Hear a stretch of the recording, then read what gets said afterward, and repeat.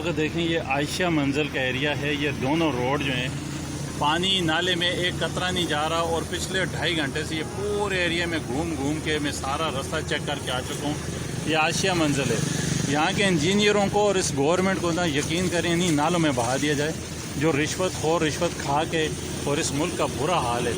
पिछले 4-5 घंटे से लोग यहाँ पे ज़िंदगी से बेजार हो चुके हैं। इस तमाम जगह गाड़ियाँ बंद हैं और ये देखें आने जाने वाले दोनों रोड यहाँ से आयशा मंजिल से लेके वाटर पम्प सखिया सन ये पूरा एरिया ब्लॉक हुआ हुआ है। कोई गली कोई नाला कोई जगह ऐसी नहीं। ये देखें गाड़ियाँ धक्के लगाते हुए लोग ले जा रहे हैं। तो ये बुरा हाल है इस मुल्क का।